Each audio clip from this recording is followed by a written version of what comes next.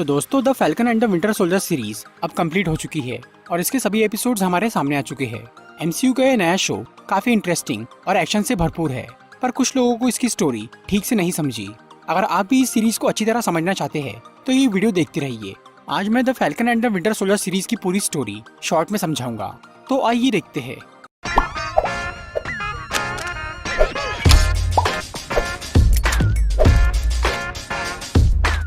Video शुरू करने से पहले मैं आपको बताना चाहूंगा कि यहाँ मैं सभी एपिसोड्स को डिटेल में डिस्कस नहीं करूंगा, बल्कि मैं सिर्फ मेन स्टोरी पर ही फोकस करूंगा। तो इस सीरीज की स्टोरी एवेंजर्स एंड गेम के 6 महीने बाद की है। सैम विल्सन यानी फैल्कन एक तरफ अपनी सुपर हीरो वाली ड्यूटी निभा रहा था और दूसरी तरफ वो अपनी विधवा बहन की मदद कर रहा था। एंड गेम के आखिर में हमने देखा था कि स्टीव रॉजर्स ने सैम को अपनी शील्ड देकर उसे कैप्टन अमेरिका की जिम्मेदारी सौंपी थी, लेकिन अब सैम इस शील्ड को उठाने से डर रहा था, जिसका सबसे बड़ा कारण ये था कि अमेरिका में गोरे और काले का बहुत भेदभाव है। सैम को ये लग रहा था कि उसके ब्लैक होने की वजह से लोग उसे कैप्टन अमेरिका के रूप में स्वीकारेंगे नहीं, इसीलिए उसने वो शील्ड गवर्नमेंट को देकर एक म्यूजियम में रखवा दी। दूसरी तरफ बकी बार्न्स, जो कि पहले हाइड्रा की वजह से एक क्रिमिनल बन गया था, गवर्नमेंट ने अब उसे माफ कर दिया था क्योंकि उसने थैनोस को हराने में मदद की थी। पर उसकी माफी की एक शर्त थी कि उसे कुछ वक्त तक दिमाग के डॉक्टर के पास जाना था। बकी अब एक नॉर्मल लाइफ जीने की कोशिश कर रहा था, पर उसके अतीत के बुरे सपने उसका पीछा नहीं छोड़ रहे थे। इसी दौरान दुनिया में एक नई मुसीबत आ जाती है। फ्लैग स्मैशर्स नाम के एक ग्रुप के लोग सरकार का विरोध कर रहे थे और वो जगह जगह चोरी कर रहे थे। इस ग्रुप के लीडर थी कार्ली मॉर्गेनथॉ।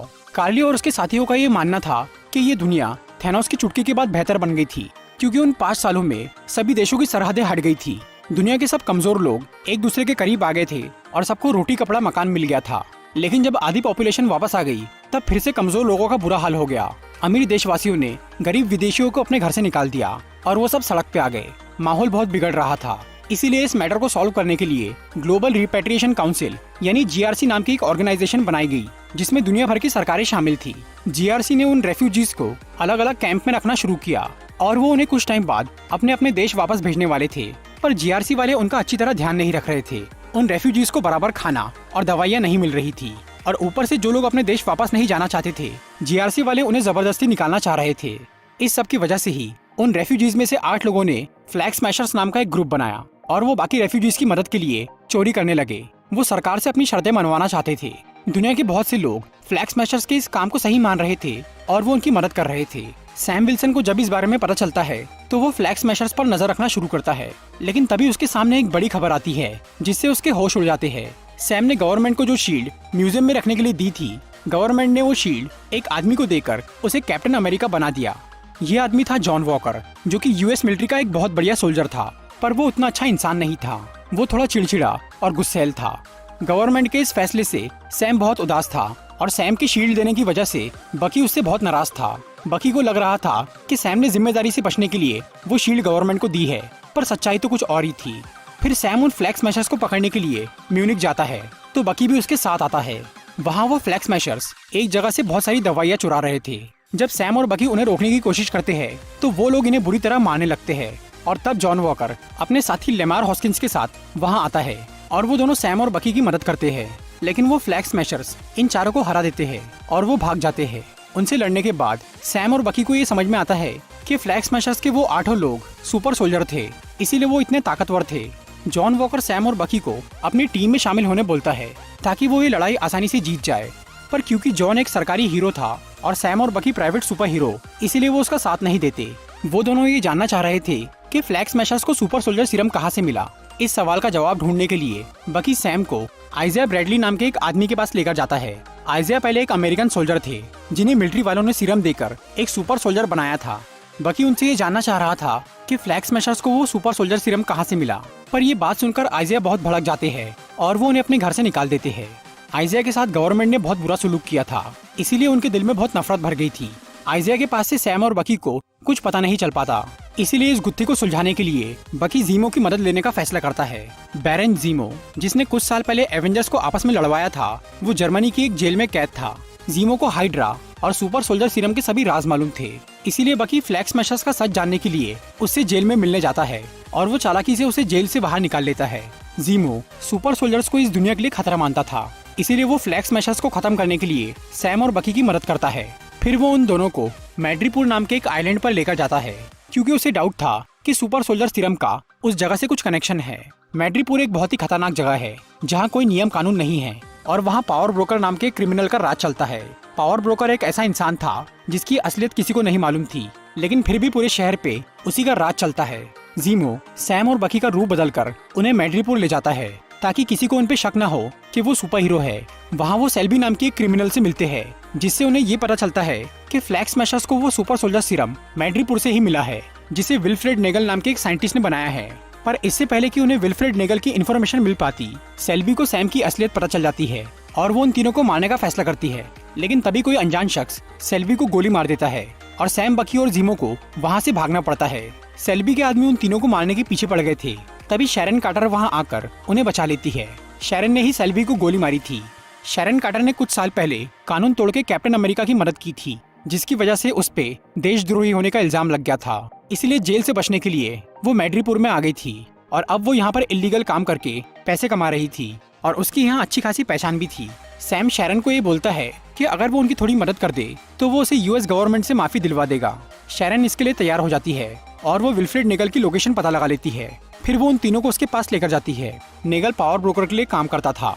वो उन्हें बताता है कि पहले वो हाइड्रा के साथ था, फिर बाद में यूएस गवर्नमेंट ने उसे काम पे रखा, जहाँ उसे आइजिया ब्रैडली का ब्लड सैंपल मिला और उसने उस ब्लड से सुपर सोल्जर सीरम बनाना शुरू किया और वो सीरम लगभग बन ही गया था। पर उसका काम खत्म होने से पहले ही वो थैनोस की चुटकी से मारा गया और जब वो 5 साल बाद लौटा तब गवर्नमेंट ने वो प्रोजेक्ट बंद कर दिया था। इसीलिए नेगल मैड्रीपुर चला गया, जहाँ पावर ब्रोकर ने उसका अधूरा काम पूरा करने के लिए पैसे दिए और फाइनली वो सीरम तैयार हो गया।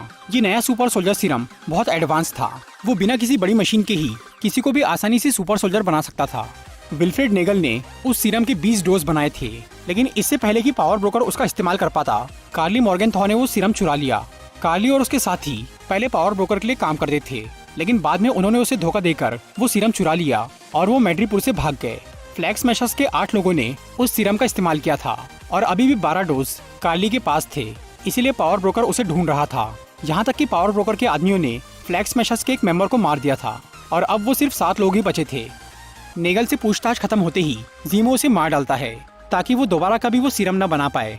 फिर सैम, बकी और जीमो मैड्रीपुर से निकल जाते हैं।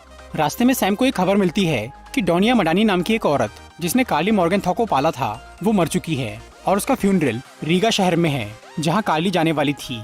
इसलिए सैम, बकी और जीमो रीगा शहर के लिए रवाना होते हैं। दूसरी तरफ जॉन और उसके साथी को ये पता चलता है कि जीमो जेल से भाग गया है और उन्हें ये शक था कि जीमो को सैम और बकी ने भगाया है, इसलिए जॉन उन दोनों को ढूंढना शुरू करता है। उधर जब सैम, बकी और जीमो रीगा पहुंचते हैं तो वकांडा की डोरा मिलाजे सेना जीमो की तलाश में वहां आ जाती है। जीमो ने वकांडा के राजा टचाका को मारा था, इसीलिए वकांडा वाले ये चाहते थे कि उसे उसकी सजा मिले। पर अब जीमो खुला घूम रहा था, इसीलिए वकांडा वालों को ये बात बर्दाश्त नहीं हुई और वो वहाँ आ गए। डोरा मिलाजे की आयो बकी को ये बोलती है कि जीमो को उनके हवाले कर दो, पर सैम और बकी को अब भी जीमो की जरूरत थी, इसीलिए वो आयो से थोड़ी मोहलत मांगता है। फिर आयो बकी को 8 घंटे का वक्त देकर वहाँ से चली जाती है। इसके बाद जीमो, बकी और सैम डोनिया मडानी के फ्यूनरल में जाने लगते हैं और तब वहाँ जॉन और लेमार भी पहुँच जाते हैं। जॉन यहाँ जीमो को अरेस्ट करना चाह रहा था, लेकिन जब उसे कार्ली के बारे में पता चलता है तो वो भी उनके साथ फ्यूनरल में जाता है।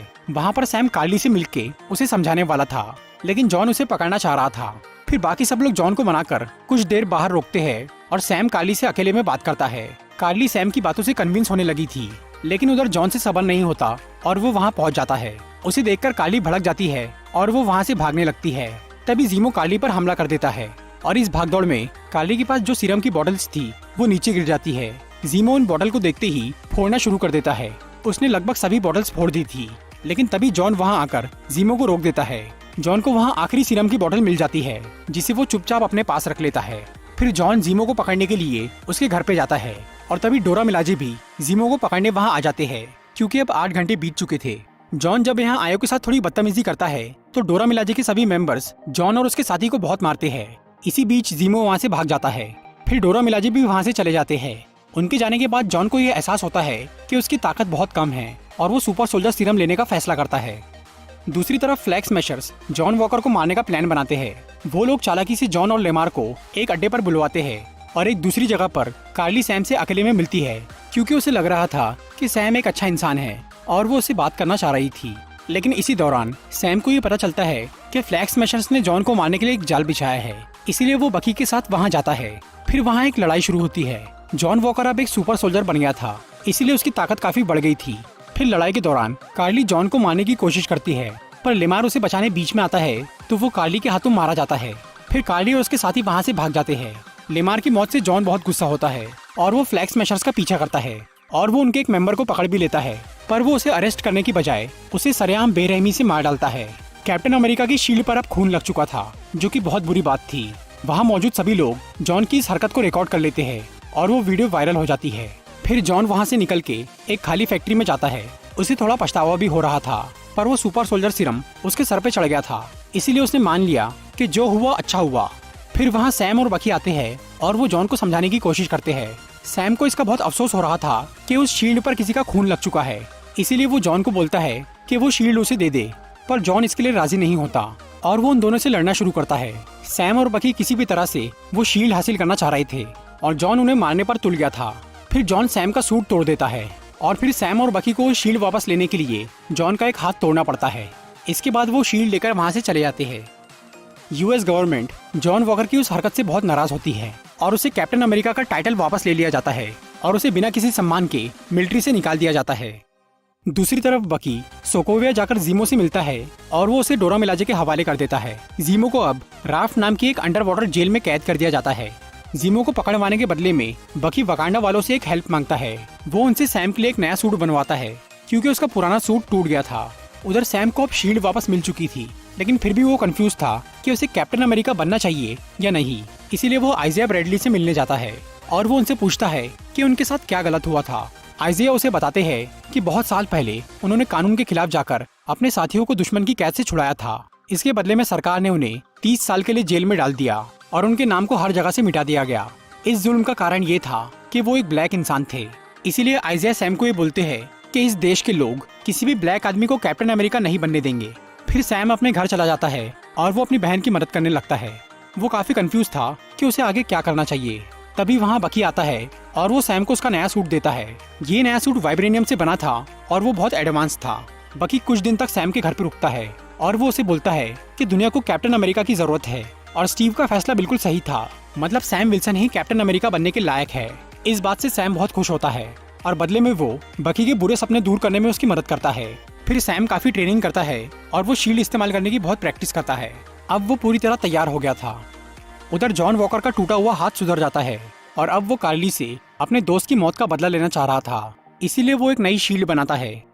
दूसरी तरफ शैरन कार्टर बैट्रॉक नाम के क्रिमिनल को कार्ली पर नजर रखने के लिए भेजती है। बैट्रॉक कार्ली की मदद करने का नाटक करता है और वो उसकी सारी इन्फॉर्मेशन शैरन को देता है। पर बैट्रॉक का इस काम के पीछे एक और मकसद था। वो फैल्कन यानी सैम से बदला लेना चाहता था। कुछ टाइम पहले सैम ने बैट्रॉक का एक काम बिगाड़ दिया था, इसीलिए वो सैम को मारने वाला था। फ्लैग स्मैशर्स अब अपने आखिरी मिशन की तैयारी कर रहे थे।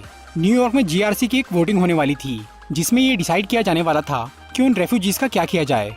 पर कार्ली और उसके साथियों को ये यकीन था कि जीआरसी का फैसला गलत ही होगा, इसीलिए फ्लैग स्मैशर्स उस वोटिंग को रुकवाने के लिए जीआरसी की बिल्डिंग पर कब्जा कर लेते हैं। उन्हें रोकने के लिए सैम अपना नया सूट पहनकर वहाँ पहुँचता है। अब वो कैप्टन अमेरिका बन चुका था। बकी भी वहाँ पर आता है और शैरन कार्टर भी वहाँ पहुँच जाती है उनकी मदद करने के लिए। फ्लैग स्मैशर्स जीआरसी के सभी मेंबर्स को किडनैप करने वाले थे। वो उनकी जान के बदले सरकार से अपनी मांगे पूरी करवाना चाहते थे। सैम जब जीआरसी वालों को बचाने की कोशिश करता है तो बैट्रॉक उसका रास्ता रोक लेता है। उधर जब बकी उस बिल्डिंग में आता है तो कार्ली उसे कॉल करके बातों में लगा देती है। सैम और बकी के बिजी होने की वजह से फ्लैग स्मैशर्स को वक्त मिल जाता है और वो पुलिस का भेष बनाकर जीआरसी वालों को किडनैप कर लेते हैं। उन लोगों को 2 ट्रक और एक हेलीकॉप्टर में बिठाकर वहाँ से निकाला जाता है। फिर सैम बैट्रॉक से अपना पीछा छुड़ाकर उस हेलीकॉप्टर के पीछे जाता है और बकी उन 2 ट्रक को बचाने जाता है। इतने में ही शैरन फ्लैग स्मैशर्स के एक मेंबर को मर्क्यूरी वेपर बॉम्ब से मार देती है। अब फ्लैग स्मैशर के सिर्फ 5 ही लोग बचे रह गए थे। कार्ली को लग रहा था कि उसका मिशन फेल हो रहा है, इसीलिए वो गुस्से में जीआरसी वालों को मारने का फैसला कर लेती है। उधर सैम हेलीकॉप्टर में बैठे हुए लोगों को बचा लेता है और इधर बकी एक ट्रक में से लोगों को बाहर निकाल लेता है। पर जब वो दूसरे ट्रक को बचाने जाता है तो फ्लैग स्मैशर्स उसे वहाँ से बहुत दूर कर देते हैं। इतने में ही जॉन वॉकर वहाँ आ जाता है और वो कार्ली और उसके साथियों को मारना शुरू करता है। पर कार्ली मौका देख के उस ट्रक को ऊंचाई से नीचे फेंक देती है और तब जॉन का ईमान जाग जाता है और वो अपना बदला छोड़कर जीआरसी वालों को बचाने जाता है। लेकिन फ्लैग स्मैशर उसे ऐसा करने नहीं देते और वो ट्रक नीचे गिरने लगता है। तभी सैम वहाँ आकर अपने नए सूट की मदद से उस ट्रक के लोगों को बचा लेता है। इसके बाद वो कार्ली को पकड़ने ही वाला होता है कि तभी बेट्रॉक वहाँ आकर कार्ली को वहाँ से भागने में मदद करता है। फिर फ्लैग स्मैशर्स उस अंडरग्राउंड बिल्डिंग में छुप जाते हैं और सैम, बकी और जॉन उन्हें ढूंढने लगते हैं। फिर शैरन वहाँ आकर कार्ली से मिलती है और तब हमें पता चलता है कि शैरन कार्टर ही पावर ब्रोकर है। कार्ली और उसके साथी पहले मेड्रीपुर में शैरन के लिए काम कर रहे थे, लेकिन बाद में उन्होंने उसका सुपर सोल्जर सीरम चुरा लिया। इसीलिए तब से शैरन उन्हें मारने के लिए ढूंढ रही थी। कार्ली और शैरन की बातों से यहाँ बेट्रॉक को पता चल जाता है कि शैरन ही असली पावर ब्रोकर है, इसीलिए वो उसे ब्लैकमेल करता है और तब शैरन बेट्रॉक को मार डालती है। इसी बीच सैम वहाँ आ जाता है और वो कार्ली को समझाने की कोशिश करता है, लेकिन कार्ली उससे लड़ने लगती है, पर सैम उस पर हमला नहीं करता। फिर कार्ली सैम को जान से मारने की कोशिश करती है, पर तभी शैरन उस पर कई सारी गोलियां चला देती है, जिससे कार्ली मर जाती है। दूसरी तरफ बकी और जॉन बाकी फ्लैग स्मैशर्स को पुलिस के हवाले कर देते हैं। फिर सैम कार्ली की डेड बॉडी लेकर बाहर आता है और वो यूएस के सेनेटर और जीआरसी के मेंबर्स को समझाता है कि उन्हें उन रेफ्यूजीज को जबरदस्ती भगाने की बजाय उनकी मदद करना चाहिए। जीआरसी वाले इसके लिए राजी हो जाते हैं और सब लोग सैम को एक नए कैप्टन अमेरिका के रूप में एक्सेप्ट कर लेते हैं। इसके बाद जब पुलिस उन बचे हुए फ्लैग स्मैशर्स को वहाँ से ले जा रही थी, तब जीमो का एक आदमी उन फ्लैग स्मैशर्स को बॉम्ब से उड़ा देता है। फिर कुछ टाइम बाद वैलेंटीना नाम की एक औरत जॉन वॉकर से मिलती है। वैलेंटीना किसी सीक्रेट ऑर्गेनाइजेशन में काम करती थी। उसे मालूम था कि जॉन एक सुपर सोल्जर बन चुका है और वो जॉन के उस कारनामे से बहुत खुश थी, इसीलिए वो उसे अपनी टीम में शामिल कर लेती है और वो जॉन को एक नया सूट देकर उसका नया नाम रखती है, यूएस एजेंट। दूसरी तरफ बकी उन सब लोगों से माफी मांगता है जिन्हें उसने विंटर सोल्जर के रूप में नुकसान पहुंचाया था, और सैम आइजिया ब्रैडली से मिलता है और वो उन्हें उस म्यूजियम में लेकर जाता है जहाँ पर कैप्टन अमेरिका का मेमोरियल था। सैम उसी म्यूजियम में आइजिया का भी एक मेमोरियल बनवाता है, जिससे आइजिया को वो इज्जत मिल ही जाती है जिसके वो हकदार थे। फिर सैम अपनी फैमिली और बकी के साथ जोरदार सेलिब्रेशन करता है। आखिरी एपिसोड के मिड क्रेडिट सीन में शैरन कार्टर को सैम की सिफारिश की वजह से गवर्नमेंट से माफी मिल जाती है और उसे वापस CIA में नौकरी भी मिल जाती है। सैम ये नहीं जानता था कि शैरन ही पावर ब्रोकर है, इसीलिए उसने अपना वादा पूरा करके शैरन को माफ करवा दिया। पर शैरन अभी सुधरी नहीं थी। अब वो यूएस गवर्नमेंट के सीक्रेट्स बुरे लोगों को बेचने की तैयारी कर रही थी। तो दोस्तों, ये थी the falcon and the winter soldier की पूरी स्टोरी। अगर आपको ये वीडियो अच्छी लगी हो तो इसे लाइक और शेयर जरूर करिए, और ऐसी इंटरेस्टिंग वीडियोस देखने के लिए सब्सक्राइब कीजिए हमारा चैनल और इस बेल को दबाइए ताकि आपको हमारी वीडियोस सही टाइम पर मिल सके।